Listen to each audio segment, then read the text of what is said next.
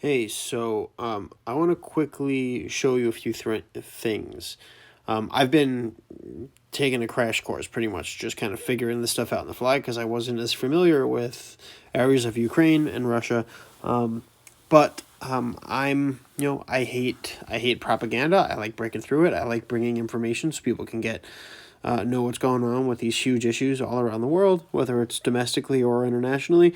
So I'm just going to kind of figuring it out. Now, I'm already familiar and I'm just into things like this. So I'm more than familiar with various things like military assets of certain nations or relationships, but I just don't know how to pronounce certain places and things like that in foreign languages. So I'm trying to figure out where things are and what everybody's referring to. So just to give a crash course to people who don't necessarily know what the videos I'm sharing are referring to. People who are familiar with this stuff obviously don't care. You're more than familiar with this, but just to give you an idea, right? All right, so here's Ukraine. The mainstream media doesn't actually explain any of this. So here's Ukraine, and here's the border with Russia, right?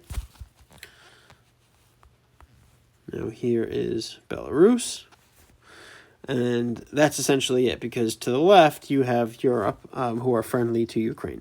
Now, over in this area, that's Crimea, which was annexed by Russia. So they were already in that territory. So right now, you have Russia bulging in towards Kyiv, right, from Belarus. You have them coming in over here, and you have them coming up all around here from Crimea. Those are the main three areas of egress, and in here as well, too. So if you zoom in, I'll actually show you some of the places you've been hearing about, right?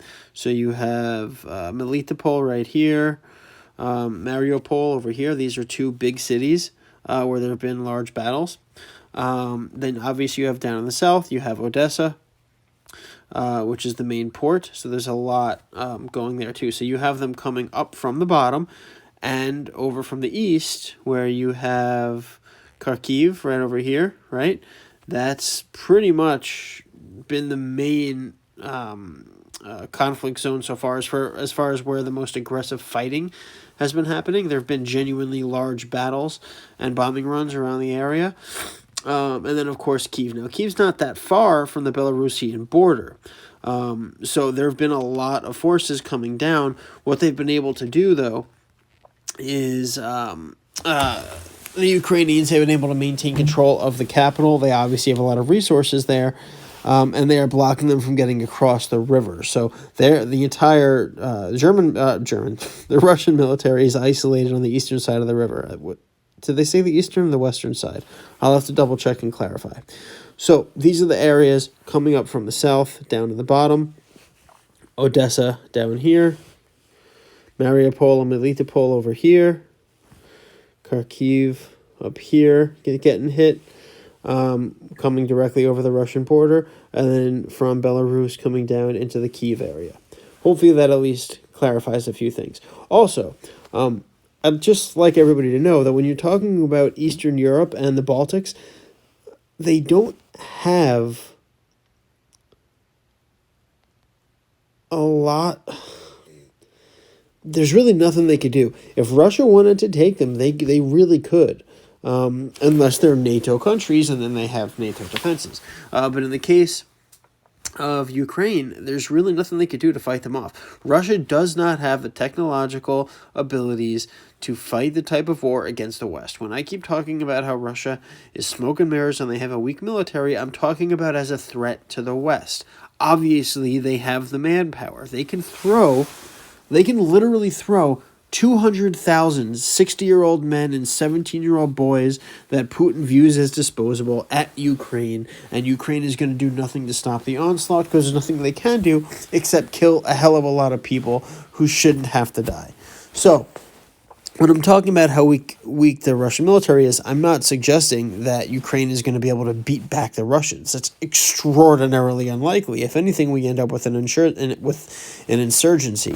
However, Putin was under the impression that he would be in and out in like a week because he thought Ukraine was simply going to surrender, and they haven't done so. Not to mention the way the press is promoting Ukraine. It's pretty obvious they're really pushing for them to be accepted into the European Union and for NATO. If Ukraine joins NATO, then That's exactly what Putin was afraid of. That's going to escalate things with him, but it also essentially puts an end to this conflict because it means NATO troops on the ground. The problem with that is then we're putting American and other Western nations' lives on the line to defend a country that really has no bearing on our lives, right? Like, this is a regional conflict. They've been happening since the start of time. The fact that the media and the fact that leftist politicians want to make it sound like we have a duty to step up and stand up for democracy. How did that work in Iraq? How did that work in Afghanistan? How did that work in Vietnam? How did that work in Panama? How has that worked all over the world, and we've continued to do that? Nobody cares. It's not our fight. People fight. There are conflicts. You don't insert yourself in every single conflict around the world and be the world's policeman. How have these people not learned this by now? The reason they haven't learned it by now is because they're getting far larger contributions from Raytheon and Northrop Grumman than their own voters, and they don't care about us. They care about making money for themselves and for the people they represent, and it's not the electorate. It's the people who fill their coffers. Anyway, that's a breakdown of what we're seeing. That's why the media and the left is pushing so hard to send American lives when they themselves are not willing to go and serve.